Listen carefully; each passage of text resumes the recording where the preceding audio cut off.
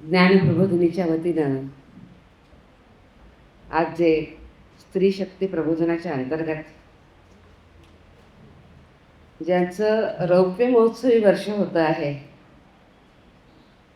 अशा संवादिनींच्या या कार्यक्रमाला या मंचावर उपस्थित असलेल्या आदरणीय भारतीताई ठाकूर, आदरणीय माधुरीताई कानेटकर, आदरणीय अनघाताई, सर्व सन्माननीय व्यासपीठ आणि माझ्यासमोर उपस्थित असलेल्या माझ्या सगळ्या मैत्रिणींनो आणि माझ्या बंधूंनो,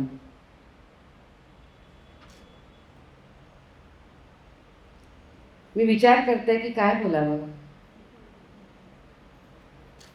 असं खूप कमी वेळेला होतं की तुम्हाला हा प्रश्न पडतो की काय बोलावं.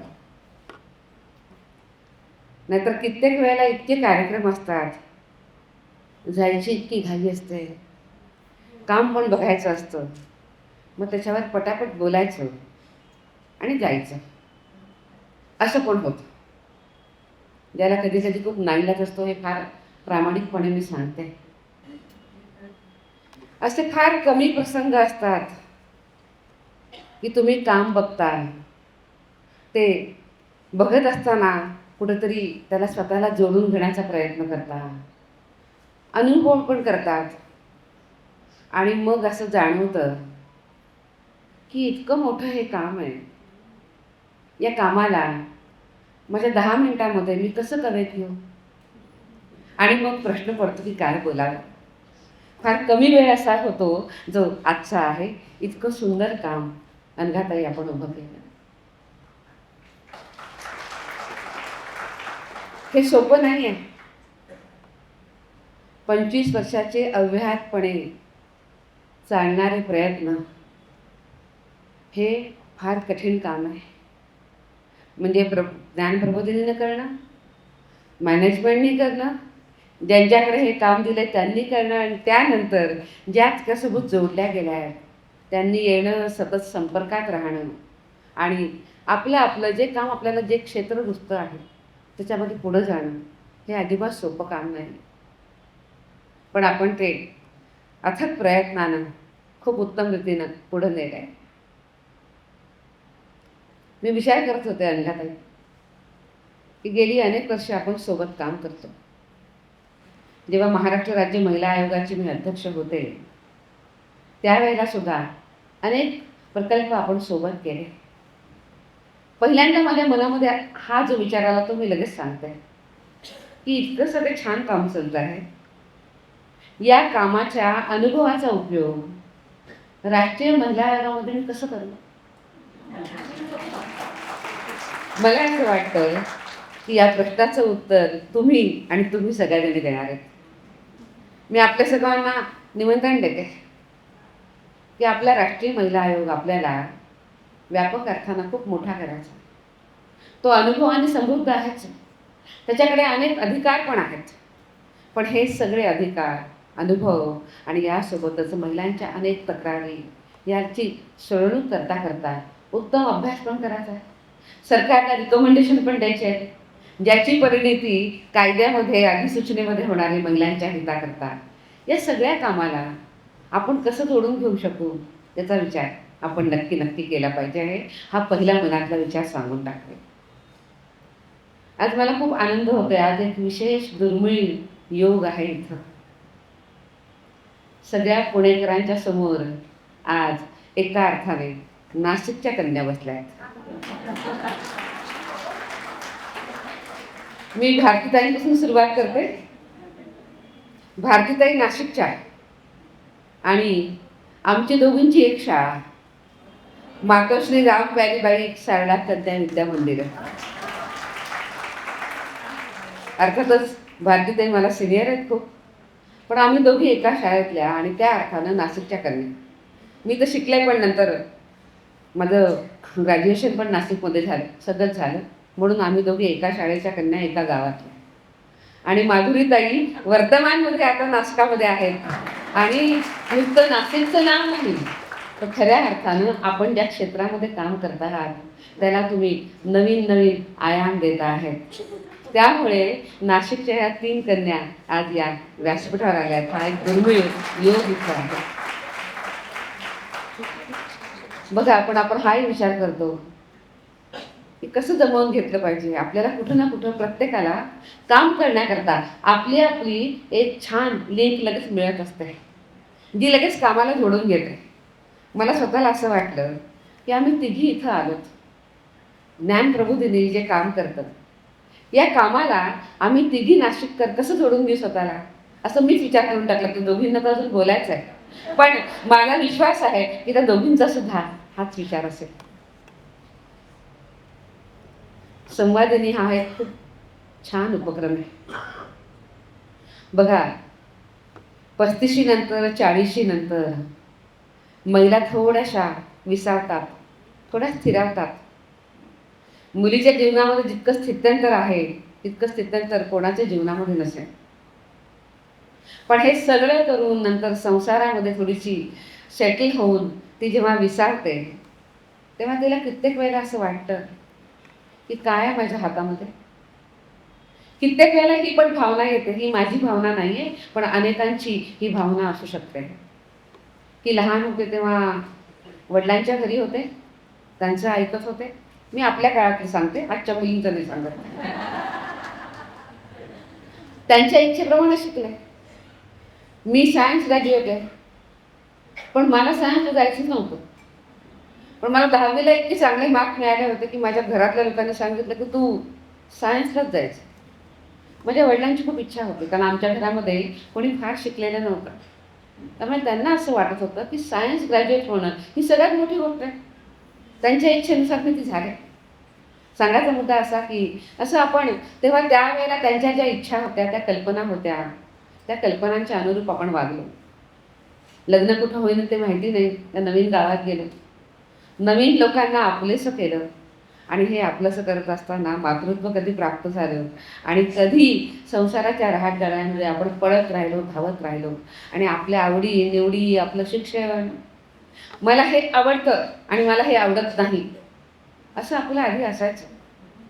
पण नंतर हे म्हणायचं असतं, ह्या विसरून गेलेल्या आपण जेव्हा एका क्षणी विसावतो तेव्हा कित्येक वेळेला ही भावना येते की आत्ता काय माझ्या हातामध्ये. असं वाटू शकतं की इतकी शिकलेली मी, इतकी स्मार्टली वावरणारी मी, आत्ता मी कुठे आहे. माझी जी आवड होती त्या आवडीला मी कुठं न्याय दिला.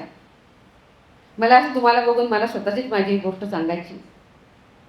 मी जेव्हा शाळेमध्ये होते तेव्हा मी उत्तम गात होते. मी जेव्हा कॉलेजला होते त्यावेळेला मी उत्तम सतार वाजत होते. सतारीची अलंकार आहे मी.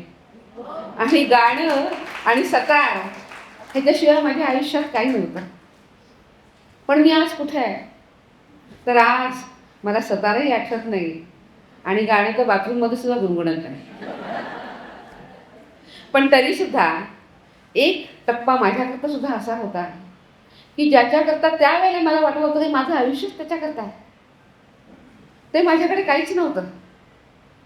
एका अर्थानं संपून गेलं तर असं नव्हतं, पण मी त्याला सगळ्याला मागे सोडून पुढे आले होते.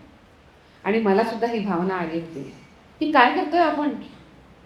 जेव्हा कधी मला आठवतं आहे, जेव्हा कधी मी थोडीशी मोठी झाले त्यावेळेला तर मला आठवतं माझ्या आईनं 3रीला पहिला नंबर आला. त्याचं बक्षीस काय दिलं होतं, तर गाण्याचा क्लास लावून दिला होता. आणि तिने सांगितलं होतं की अगं तू किती छान गाणं म्हणते, तर तुला तुझं बक्षीस म्हणून गाण्याचा क्लास हवा का. खरं तर एवढी समज नव्हती पण तिने ते केलं होतं. आणि असंच पुढं 8वीमध्ये गेले तेव्हा तिला असं लक्षात आलं की मला सतारीमध्ये खूप रुची आहे, पण सतार नीट पकडता पण यायची नाही. तर माझ्या आईनं माझ्याकरता ती सतार कशी पकडावी ह्याच्याकरता 2-2दा ती माझ्यासमोर बसली आहे. तिला हे माहिती होतं की आपली मुलगी लहान आहे, तिला आत्ता तितकी समज जी मोठ्या मुलीची असू शकते तितकी तिला समज नाही, पण तिला सतार शिकायची आहे. मग तिच्याकरता मी काय करू. मी तिला सुरुवातीला म्हणायची की अगं मला दुखतं इथं तार दाबून. मग ती मला छान माझ्या बोटांना तेल लावून द्यायची. आणि असं करत करत मी शिकले. म्हणजे माझं संगीत हेच आयुष्य होतं आणि सगळं सोडून दिलं. जी माझी भावना होती हीच भावना आपली पण कधी ना कधी कुठल्या तरी विषयाशी नक्की असेल. पण पण आपण थांबत नसतो, आपण पुढे पुढे जात राहतो. आणि आयुष्याचे नवे अर्थ शोधणं हे जर कोणी उत्तमपणे करू शकत असेल आणि दिशा देऊ शकत असेल तर ती या देशातली महिलाच करू शकते. अनेक अडचणींमधनं, अनेक त्रासामधनं ती मार्ग काढते आणि ती पुढे जात राहते. पण तिचं पुढं जाणं हे काही तिच्या एकटीचं पुढे जाणं नसतं. ती आमच्या कुटुंबाला पुढे घेऊन जाते. नेहमी आपण असं म्हणतो, कित्येक वेळेला महिला असं म्हणतात, काय माझ्या हातात. म्हणजे जुन्या काळामध्ये असं होतं की माझ्या मेलीचं काय आता, काय ठेवलंय, कोण माझं ऐकतंय, असं कधीतरी आपण म्हणतो. पण मी तुम्हाला एक गोष्ट पक्की सांगते, आपण आपल्या घराच्या आधारस्तंभ आहोत. आणि मी अजून एक गोष्ट सांगते की आपलं माझं काय असं नाहीच आहे. मी खरं सांगते तुम्हाला की कुटुंबाला, घराला आणि पर्यायानं समाजाला वळण लावण्याचं काम, चांगलं वळण लावण्याचं काम घरातली महिलाच करते. लहान लहान गोष्टी सांगते मी. एक बाजू बघा की आजही नवऱ्याला कपडे काढून द्यावे लागतात. रुमाल तो विसरून जातो, डबा भरलेला असतो, सगळं तयार असतो, फक्त उचलायचा असतो, तो पण तो उचलत नाही, मला म्हणून द्यावा लागतो. एक बाजू ही आहे. दुसरी बाजू काय, जे कपडे तुम्ही सिलेक्ट करता तोच ते घालतो. जर रुमाल हातात दिला नाही तर तो रुमाल विसरून जातो आणि त्याला कारल्याची भाजी आवडो किंवा न आवडो, तुम्ही जी डब्यामध्ये देता तो गुपचूप खातो. गुपचूप खातो असं मी म्हणते, पण त्याच्यामध्ये मागे हा पण विचार आहे ना की कारल्याची भाजी दिली आहे तर माझी इच्छा आहे की त्याने ती खावी, त्याला ते सगळे न्यूट्रिएंट्स मिळावेत. हा जो विचार आहे सगळ्यांना सोबत घेऊन जाण्याचा, हा विचार घरातली महिलाच करते. म्हणून आपण सगळ्या सबल आहोत, आपण सगळ्या सक्षम आहोत. म्हणजे माझं काय, माझं कोणी ऐकत नाही म्हणण्याचं कारणच नाहीये. घरच कोणी आपल्या हातामध्ये असतं. मला तुम्ही सांगा की मुलीला या शाळेत घालायचा एक मधला काळ होता की त्यावेळेला जर घरातली बाई हटून बसली, रुसून बसली तर ते व्हायचं की नाही. भले हटून का असेना, पण त्या शाळेमध्ये मुलगा जायचा. मुलांनी कसा अभ्यास करावा, कसं पुढे जावं, त्यांनी काय काम करावं, काय नाही करावं, हे आपणच आजही बघतो. घरातला पुरुष अर्थार्जनाकरता बाहेर आहे, आज आपणही बाहेर आहोत, पण तरीसुद्धा आम्ही वंडर वुमन आहोत. आम्ही ते पण काम करतो अर्थार्जनाचं आणि आम्ही घरातलंही काम करतोय. सगळ्या गोष्टी आमच्या हातामध्ये आहेत. त्यामुळे मी सबला आहे, मी सक्षम आहे, हा भाव आपला काहीतरी परिवर्तन आयुष्यामध्ये झालं तरी हा भाव संपता कामा नये. मला असं जाणवलं इथं की हा भाव तुमचा कोणाचा संपलेला नाही आहे. ही खूप छान गोष्ट आहे. नाही तर मग 40च्या टप्प्यावर आपण असं म्हणतो की आता काय झालं, सगळ्यांचं सगळं झालं, संसार पण झाला, मुलं पण आता मोठी झाली, शाळेत जायला लागली, कॉलेजला जायला लागली आहेत, आता काय मी मोकळीच आहे आणि मला समजत नाही मी काय करावं. नोकरी करू, बाहेर जाऊ तर तशी खूप गरज पण नाही आणि कॉन्फिडन्स पण नाही. क्षमता आहे, शिकलेली आहे, पण कॉन्फिडन्स नाही. नोकरी मला कोणी देईल का. खरं तर बाहेर पडली तर नोकरी मिळेल सुद्धा, पण जीव धजावतच नाही काम करण्याकरता. आणि मग कुठेतरी मनामध्ये आपण झुरत राहतो, मागे राहतो.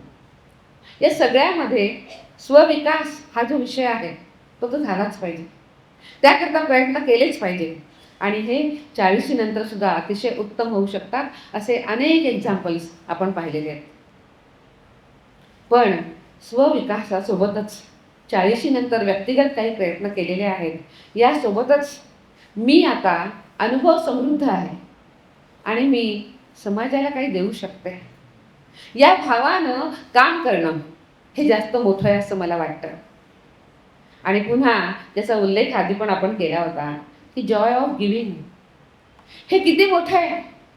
मी कोणाच्या उपयोगी पडू शकते, मी कोणाच्या आयुष्यामध्ये परिवर्तन करू शकते.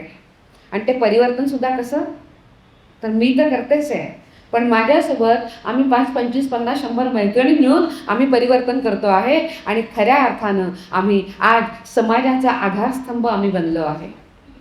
हा जो आधारस्तंभ आहे याला व्यक्तिगत चेहरा नाही आहे. या आधारस्तंभाने एकच विचार केला आहे की आम्ही मिळून जर काही प्रयत्न केले तर आम्ही समाजाची रचना बदलू शकतो, समाजामधल्या अनेक वाईट गोष्टी आम्ही बदलू शकतो. आम्हाला असं वाटतं की आज अजूनही समाजानं हे केलं पाहिजे, ते केलं पाहिजे. फार शांतपणे फार सॉफ्टली आम्ही ते समाजाला सांगू शकतो. इथं थोडीच हातामध्ये काठी घेऊन सांगून काम होणार आहे. इथं तर सॉफ्टली सगळ्यांना समजावून सांगून जसा व्यक्ती समोर आलाय तसा त्याला घेऊनच काम करायचं आहे. पण तुम्ही ते 25 वर्ष अव्याहतपणे केलं आहे, ही फार मोठी गोष्ट आहे. आज राष्ट्रीय महिला आयोगाची अध्यक्ष म्हणून जेव्हा मी हा प्रवास इथपर्यंत केला, कुठं मी राजकारणामध्ये होते, कुठं पार्टीने दिल्यामुळं एका उत्तम जबाबदारीच्या पदामध्ये होते, अनेक जबाबदाऱ्या मी पार पाडल्या. या सगळ्यामध्ये, या प्रवासामध्ये मला एक गोष्ट फार जाणवते की काम करणारी खूप माणसं असतात, उत्साही पण खूप असतात, त्यांच्या भावना अतिशय निर्मळ असतात. हे सगळं कन्सिडर करून सुद्धा ती माणसं एवढ्या सगळ्या इच्छा असून सुद्धा उत्तम काम उभं करू शकत नाहीत. त्याचं कारण हे आहे की त्यांना त्या कामाला घेऊन जाण्याकरता जो मोठा आधारस्तंभ एखाद्या संस्थेचा लागतो, एखाद्या विचाराचा लागतो, तो त्यांना मिळत नाही. या बाबतीमध्ये तुम्ही सगळ्यांनी फार सुदैवी आहात की असा भक्कम आधारस्तंभ संस्थेचा आपल्यासोबत आहे आणि तो घेऊन तुम्ही पुढे चालला आहात. म्हणजे मी असंही खूपदा बघते की लोक खूप छान असतात, निर्मळ असतात, खूप काहीतरी करायची इच्छा असते, पण नंतर ते थांबून जातात कारण त्यांना उत्तम दिशा मिळत नाही, त्यांना सांगणारं कोणी मिळत नाही. पण तुम्हाला ज्ञान प्रबोधिनी इथं आहे, जी अतिशय चांगल्या विचारानं उत्तम, म्हणजे शेवटी जे आपण म्हणतो की मातृभूची सेवा करण्याकरता तुम्हाला तिथपर्यंत घेऊन जाणार आहे. पण मला जेव्हा मी आत्ता आपले प्रकल्प बघितले तेव्हा मला असं जाणवलं की किती विषयामध्ये प्रबोधिनी काम करते आणि किती विषयामध्ये संवादिनी अतिशय उत्तमपणे काम करते. एक गोष्ट मला फार नेहमी वाटते की एखादं काम करण्याकरता आपल्याला शिस्तबद्ध असणं फार गरजेचं आहे. ती शिस्तबद्धता प्रबोधिनीकडे पाहिजे की हे काम करायचं आहे, या वेळेला करायचं आहे, ते काम प्रबोधिनीमध्ये होतं. शिस्तबद्धता आहे, विचार आणि वळण लावून घेतले त्याकरता, पण कित्येक वेळेला सातत्य मिळत नाही. सातत्य राहतच नाही. आपल्या सगळ्यांचा एक प्रश्न आहे, इन्क्लुडिंग मी, की खूप काम करण्याचा प्रयत्न करतो पण त्या कामामध्ये सातत्य राहत नाही. 1 जानेवारीला अनेक संकल्प होतात, म्हणजे वजन कमी करायचं आहे, दीक्षित डाएट फॉलो करायचं आहे, त्याच्यापासून तर मला या वेळेला माझ्या स्वतःकरता मला जे आवडतं त्याकरता मी काहीतरी करणार, असे आपण अनेक संकल्प करतो. पण ते संकल्प सिद्धीला जात नाही कारण त्याच्यामध्ये सातत्य राहत नाही. ज्ञान प्रबोधिनी सातत्यपूर्ण पद्धतीनं आपल्याकडनं ते काम करून घेते. आणि तिसरे सगळ्यात महत्त्वाची जी गोष्ट आहे ते अथक प्रयास, सतत प्रयत्न करत राहणं खूप गरजेचं आहे, जे ज्ञान प्रबोधिनीकडे आहे. त्यामुळे शिस्त आहे, सातत्य आहे, अथक प्रयास आहे आणि या सगळ्यामुळं आज हा इतका मोठा प्रकल्प उभा राहिला आहे. मला आपल्याला सुद्धा काही गोष्टींच्याकरता विनंती करायची.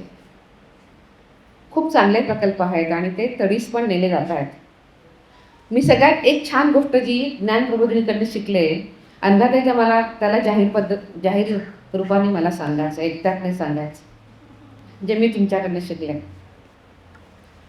मी जेव्हा महाराष्ट्र राज्य महिला आयोगाचे अध्यक्ष होते त्यावेळेला ज्ञान प्रबोधिनीसोबत काही प्रकल्प आम्ही करत होतो, ज्याचं आर्थिक सहाय्य मी अध्यक्ष असेपर्यंत सातत्यानं 4-5 वर्ष प्रबोधिनीकडे येत होतं. आमच्याकडं अशा अनेक संस्था होत्या आणि मी ठरवलं होतं की ज्या संस्था उत्तमपणे काम करत आहेत त्यांच्याकरता आपण जे काही करू शकतो ते आपण केलं पाहिजे.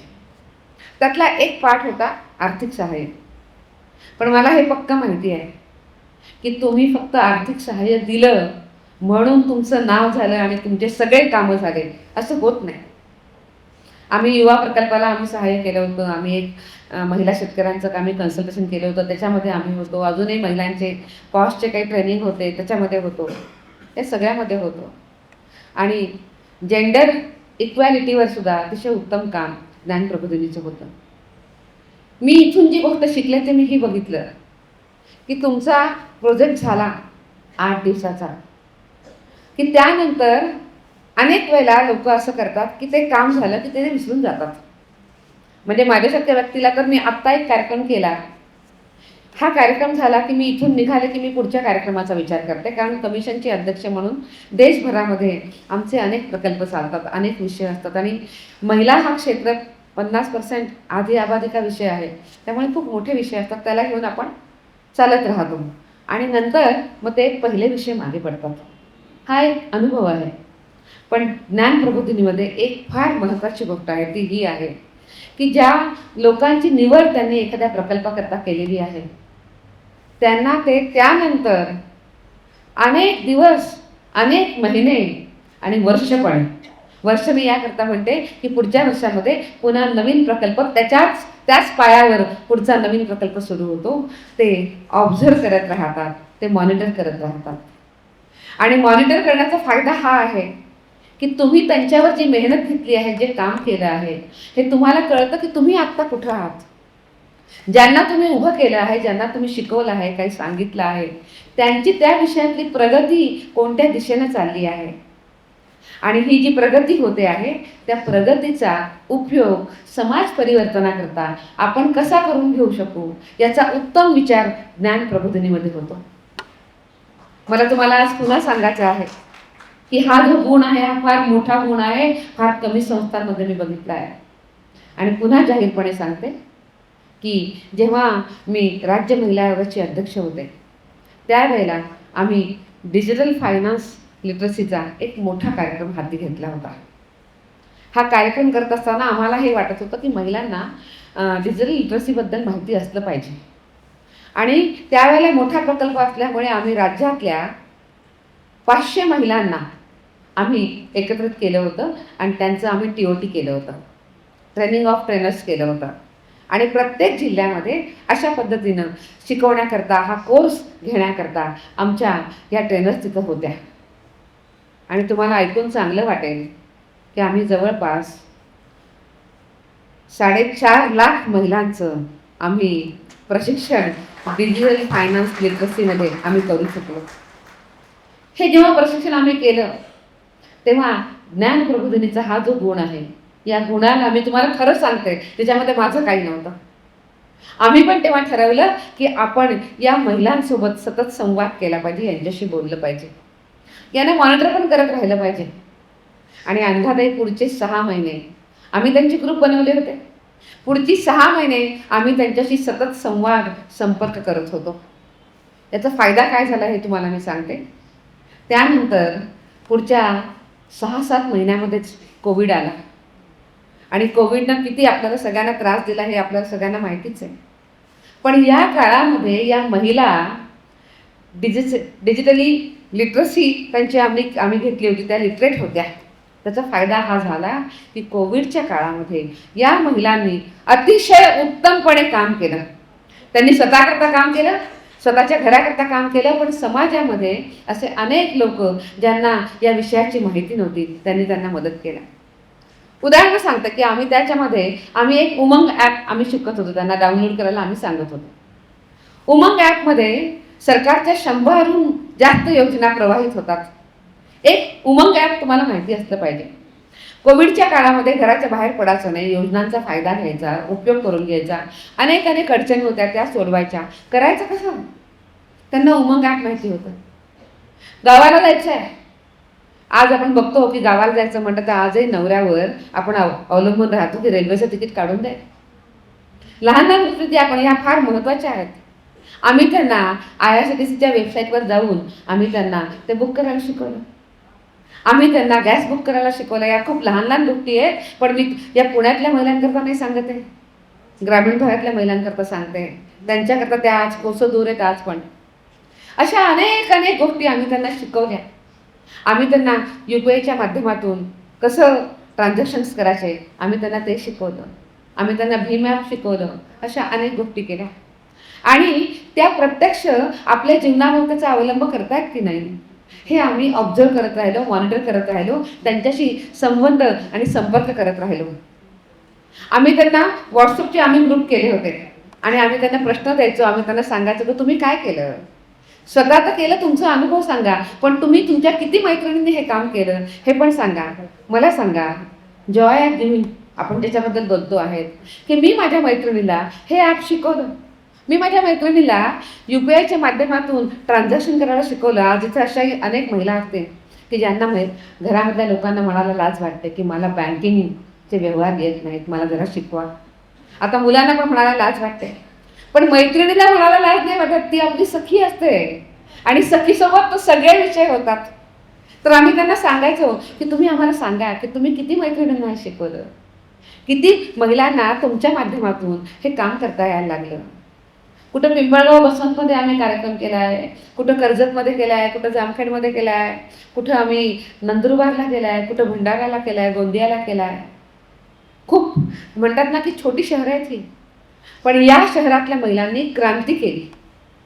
आणि 6-7 महिन्यानंतर माझ्या असं लक्षात आलं की ज्या विषयांकरता मी त्यांना शिकवू इच्छित होते, त्यांना शहाणं करू इच्छित होते, आता त्या विषयांमधलं त्यांचं जगणं सामान्य झालं आहे, जे तुमचं आहे जे माझं आहे. आणि मग त्यानंतर आम्ही असं ठरवलं की आता आपण त्यांना आत्तापर्यंत ऑब्झर्व करत होतो, मॉनिटर करत होतो, आता हे करण्याची गरज नाही आहे, त्यांची आता गाडी चल पडी आहे. आणि त्या महिलांनी क्रांती केली. मी तुम्हाला आज सांगते की या 5 लाख महाराष्ट्रातल्या महिला, ही क्रांती कुठं दिसली नाही, याच्याबद्दल काही कुठं चर्चा झाली नाही, पण यांनी या कोविडच्या काळात जे काम केलं आहे ते काम अतुलनीय आहे. तर मी हे सांगत होते की अंधाताई, हे जे मी शिकले ना, हे माझं नव्हतं, हे सगळं ज्ञानप्रबोधिनीच होतं, हे तुमचं होतं, हे सांगायला मला अजिबात संकोच वाटत नाही. मी आता जेव्हा संवादाचे कार्यक्रम बघत होते त्यावेळेला मी हे बघितलं की हाच सातत्यपूर्ण व्यवहार संपर्काचा आपण हा खूप छान ठेवलेला आहे. आज मला संवादिनींना काही आग्रह करायचे, ते जरूर मी तुमच्यासमोर ठेवेन. तुम्ही सगळे सजग आहात, आपली आपली घरं छान सांभाळून हे काम करताय. मी जेव्हा हे चित्रफित बघत होते तेव्हा मला असं वाटलं, म्हणजे हा माझा विचार आहे, मला माहिती तसं आहे की नाही, पण मी माझ्या मनाने विचार केला की बघा किती खुबीने यांनी चित्रीकरण केलं की आम्ही सगळ्याजणी एका अर्थानं आयुष्याच्या एका टप्प्यावर आहोत, हाऊसवाईफ आहोत, आपलं घर छान सांभाळतो आहे, पण ते सांभाळत असताना समाजाला पण सांभाळतो आहे. जेव्हा ते चित्रीकरण होत होतं तेव्हा कुठेतरी मला पाठीमध्ये गॅस दिसत होता, मिक्सर दिसत होता, घरातली कामं दिसत होती, आणि हे इतकं छान व्यक्त केलं होतं की आम्ही हे सगळं सांभाळून आम्ही आमचं हे सगळं करतो, आम्ही आमचं सामाजिक भान सांभाळलं आहे.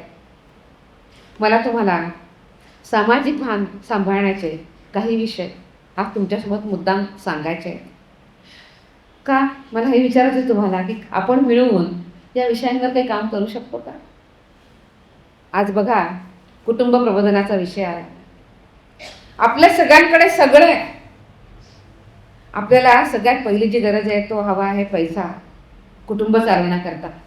तो अतिशय उत्तमपणे जवळपास सगळ्यांना सगळा मिळतो आहे. समोर ज्या बसलेल्या आहेत त्या सगळ्यांच्याकडे तेवढं तर आहेच आहे.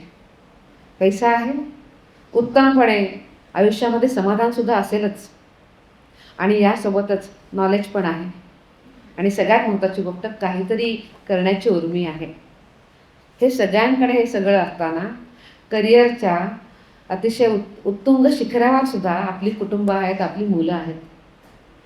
हे सगळं असताना सुद्धा आपल्याकडे समाधान आहे का, याचा विचार आज करण्याची वेळ आली आहे. कॉम्पिटिशनच्या युगामध्ये आपण धावतो आहे, पण आज असं पण जाणवतं आहे की आपल्याकडे समाधान नाही आहे. आपल्या सगळ्यांची मुलं आता ह्या वळणावर आली आहेत की ज्यांची आता लग्न झाली आहेत किंवा आता होणार आहेत किंवा मागे पुढे आहेत. मी मुद्दाम आपल्यासोबत की सांगड का घालते आहे, जेव्हा स्वतःच्या आयुष्याची सांगड घातली जाते तेव्हा त्याला जोडत समाजाशी पण आपण जोडले जातो. पण तुम्ही आता बघा, आमच्याकडे राष्ट्रीय महिला आयोगाकडे सगळ्यात जर मोठ्या कंप्लेंट्स असतील तर त्या पती पत्नीमधला बेबनाव आहे. त्यांच्यामध्ये असलेले वाद आहेत, त्यांच्या कुटुंबामध्ये असलेले वाद आहेत, आणि त्या सगळ्यांना आता वेगळं व्हायचं आहे, त्या सगळ्यांना घटस्फोट हवा, ही परिस्थिती आहे. मागे यायला कोणी तयार नाही आहे. मला तुम्हाला सगळ्यांना हे सांगायचं आहे की या विषयामध्ये आपण काही करू शकतो का? बघा, मी जे विचार करते, मी जे चिंतन करते, मला असं जाणवतं की पूर्वी आपल्याकडं 4 गोष्टी आहेत. आपल्या घरामध्ये आपली उत्तम फॅमिली सिस्टीम होती. घरात काही कमी जास्त झालं तर समजून सांगण्याकरता घरामधली मोठी माणसं असायची, आणि समजून सांगत ऐकत नाही म्हटल्यानंतर थोडंसं रागवायची पण ती. दुसरा गोष्ट त्यांचा धाक होता. त्यामुळे या गोष्टी थोड्या शांततेनं एकत्रपणे राहण्याकरता आपल्याला मदत करायच्या. दुसरा अजून एक महत्त्वाचा मुद्दा होता की आधीच्या काळामध्ये तुलनेनं महिलांना आवाज पण नव्हता. आता तो महिलांना आवाज मिळाला आहे. त्यांच्या बाबतीमध्ये जर वाईट गोष्ट काहीतरी घडते आहे तर त्या आता त्याच्या विरुद्ध आवाज उठवतात की हे चालणार नाही, हे असं केलं नाही पाहिजे असं त्या म्हणतात, ज्याची समाजाला कुटुंबांना सवय नव्हती.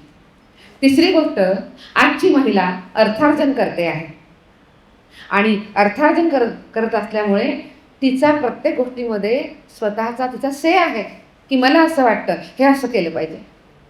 आणि चौथी गोष्ट, हे सगळं सांभाळून घेण्याकरता एक जो अनुभव लागतो, समजावून सांगणं असतं, ते प्रेमानं आहे, मायेनं आहे, ओलाव्यानं आहे, जे घरामध्येच होऊ शकतं ते संपून गेलं. कारण आता आपली कुटुंब ही सगळी कुटुंब आता एक ते दोघं नवरा बायका आहेत, संयुक्त कुटुंब संपले. आता ही अनेक कारणांनी एकटी एकटी राहत आहेत.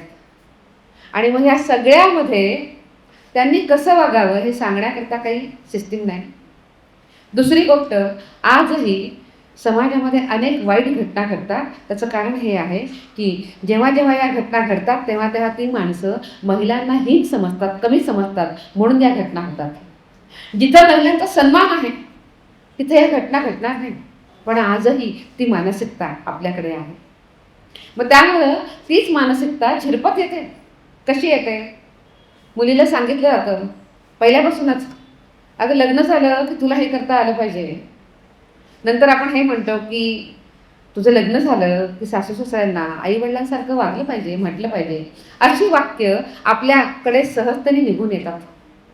पण याच पद्धतीनं मुलाला सांगणारी जी वाक्य असतात की तुझ्याकरता पुढे तुझं लग्न झालं की तुझ्या प्रेमाकरता आपल्या घरामध्ये एक छान नवीन माणूस येणार आहे, त्याला सुद्धा आपल्याला या घरात सामावून घ्यायचं आहे सन्मानानं. याबद्दल आपण आपल्या मुलाशी किती बोलतो? तर जवळपास आपण बोलतच नाही. दोघांनाही आपण हे सांगतच नाही की जेव्हा तुमचं सहजीवन सुरू होणार आहे त्यावेळेला तुमच्या दोघांच्या आयुष्यामध्ये खूप परिवर्तन होणार आहे आणि हे परिवर्तन फार पॉझिटिव्ह आहे, तुम्हाला दोघांना प्लस करणार आहे, हे सांगायलाच कोणी नाही आहे. आणि म्हणून मग कित्येक वेळेला की त्यांनी आंघोळ केली आणि टॉवेल जो ओला होता तो बेडवर फेकला आणि तो मला रोज उचलावा लागतो, बेड ओला होतो, आणि ही काय पद्धत आहे का तुला तुझ्या आईने शिकवलं नाही? मग ही वाक्य येतात. आणि मग अशा अनेक सवयी असतात की तोही म्हणतो की तुला तर काय साधं स्वयंपाकही येत नाही. आजकालची शहाणं मुलं म्हणतात की अगं लोकांना जिंकण्याचा मार्ग तर पोटातून जातो, तुला कुठं जिंकता येतं? आणि मग या त्रुटींवर बोटं ठेवायला सुरुवात होते. मला सांगा, त्रुटी कधी नाहीतच आहे असं कधी होतं का? कधी होत नाही. त्रुटी असतातच, कमी असतेच. पण आपण समृद्ध झालं पाहिजे एकमेकांना समजून घेण्याकरता. आणि एकमेकांना समजून घेण्याकरता आपल्या अनुभवाचा, ज्ञानाचा उपयोग आपल्या मुलांना जर होणार नसेल, समाजामधल्या मुलांना जर होणार नसेल आणि ती जर तुटत जाणार असेल तर मग आपल्या अनुभवाचा, आपल्या ज्ञानाचा काय उपयोग आहे? मला स्वतःला असं वाटतं की कुटुंब प्रबोधनामध्ये आज या गोष्टीकडे खूप विशेष लक्ष देण्याची गरज आहे. कमिशनकडे हजारो कंप्लेंट्स येतात. परवा मी पाहिलं, या वर्षीच्या 65,000 कंप्लेंट्स पाहिल्या मी. आणि याच्याशिवाय अशा अनेक हजार कंप्लेंट्स आहेत की ज्या आम्ही बाजूला करून टाकल्या आहेत, हे आमचं मॅन्डेट नाही म्हणून. आम्ही म्हणतो काय सिव्हिल कोर्टाचे आहेत का विषय? आमचं नाही आहे. प्रॉपर्टी का? आमचं नाही आहे. हे आमचं नाही, ते आमचं नाही आहे. पण त्या महिलेला न्याय तर हवा असतो ना. पण जे आमचं मॅन्डेट आहे त्याच्यामध्ये सुद्धा आमच्याकडे 65,000 कंप्लेंट्स आहेत आणि त्यातल्या अर्ध्या कंप्लेंट्स या कुटुंबामधल्या वादाच्या आहेत. मी तुम्हाला सगळ्यांना आग्रहाने सांगते की आपण जर काम जर हातामध्ये घेऊ शकलो, आपल्याकडचं तर मी आता एक कुठेतरी वाक्य येऊन गेलं की प्री मॅरेज काउन्सिलिंग अनेक वर्षापासून प्रबोधिनीच्या माध्यमातून होतं. या विषयाला आपण नीटपणे हाताळू शकू का? नीटपणे बघू शकू का? मी तुम्हाला खरंच सांगते, आपली कुटुंब व्यवस्था हा आपल्या संस्कृतीचा पाया आहे आणि ही कुटुंब व्यवस्था ढासळते आहे. जेव्हा ही कुटुंब व्यवस्था ढासळते आहे तेव्हा त्या घरातली आई चिंता करते आहे की कसं होईल माझ्या मुलांचं. ते वाद करतायत, ते भांडतायत, ती रोज घाबरलेली आहे की हे सगळं नीट होईल ना त्या दोघांचं. मला तुम्हाला आग्रह करायचा आहे की आपण फक्त आपल्या मुलांची आई नाही आहोत, फक्त मुलांचं कोणीतरी आधार देणारी व्यक्ती नाही आहोत, तर आपण समाजाला पुढे घेऊन जाणारी व्यक्ती आहोत. समाजाला आधार देणारी व्यक्ती आपण बनू शकतो. मला अंधाताई तुम्हाला आग्रह करायचा आहे की फार सिरियस विषय होतोय. 65,000 कंप्लेंट्स, सगळ्या फॅमिली कोर्टावर इतका प्रचंड लोड, पोलिसांवर तर इतका लोड आहे की विचारू नका. आमच्याकडे कंप्लेंट्स काय येतात बघा, गंमत कशी आहे. पहिली कंप्लेंट येते की पोलिसांच्या विरोधात कंप्लेंट येते. ती कंप्लेंट ही आहे की मी जेव्हा पोलिसांकडे गेले होते, माझ्या नवऱ्याने मला त्रास दिला, हुंडा मागितला, छळलं, मारलं, सासूनं शिव्या दिल्या आणि काय काय काय काय आहे, तर पोलिसांनी माझी कंप्लेंट नोंदवून घेतली नाही. कंप्लेंट पोलिसांच्या विरुद्ध आहेत. तर कित्येक वेळेला मी विचारते की तुला हवंय काय, तुला पोलिसांच्या विरुद्ध लढायचं आहे की तुला तुझं जे घर तुटलं आहे तुला ते सावरायचं, काय हवं. पण मग ह्या कंप्लेंट्स काय येतात तर महिलांना किंवा इव्हन पुरुषांना सुद्धा माहितीच नाही की कुठं जाऊन बोलायचं. माझ्याकडंच आमच्याच घरामध्ये एक आमच्या नातेवाईकांकडे लग्न आहे. छान मुलगा आहे तो. मी आता आयोगाची अध्यक्ष असल्यामुळे त्याची काकू आहे. तो म्हणतं काकू मला जर तुमच्याशी 5 मिनिटं बोलायला वेळ मिळेल काय. मी म्हणतं बोल की, आपण बोलूयात रात्री. मग तो असं म्हणतं की आता मला लग्न करायचं आहे. पण मला माहिती नाही की लग्नानंतर माझ्या आयुष्यात काय बदल होणार आहे.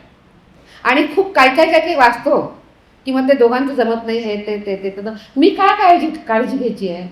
मी कसं वागलं पाहिजे ज्याच्यामुळे माझ्या बायकोला खूप आनंद वाटेल. कारण त्याचं लव्ह मॅरेज होतो. म्हणता मी फार प्रेमानं तिला माझ्या घरामध्ये आणणार आहे, तर तिला या घरामध्ये सुख मिळालं पाहिजे. काकू मला सांगा की मी त्याच्याकरता काय करू.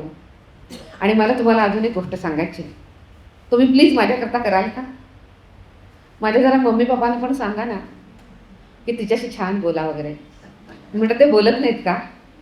नाही ते तर बोलतात, पण त्यांनी पुढं पण बोललं पाहिजे ना.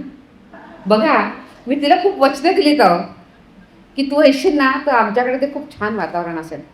आमचं वातावरण पण चांगलं आहे, पण मग याला जरा अजून काही चांगलं करता येईल का. मला जरा तुम्ही अजून काही सांगाल का की कोणीतरी मला असं म्हणतं की मला स्वयंपाक पण आला पाहिजे. तर असं असतं का लग्नानंतर.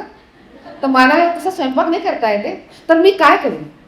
बघा आजच्या पिढीचे प्रश्न आहेत, ते पुढे येऊन समजून घ्यायला तयार आहेत, पण त्यांना सांगणारी काही व्यवस्थाच नाही आहे, त्यांना सांगणारी काही सिस्टीमच नाही आहे. आपण अशा प्रकारची काही सिस्टीम उभी करू शकू का ज्याच्यावर आपली कुटुंब अवलंबून आहेत, ज्याच्यावर आपली विवाह संस्था आणि ज्याच्यावर आपली कुटुंब संस्था पूर्णपणे उभी आहे. त्याला सांभाळण्याचं काम सुद्धा आता आपल्याला करावं लागेल. तुम्ही महिला आहेत आणि म्हणून तुम्ही करा असं मी अजिबातच म्हणणार नाही.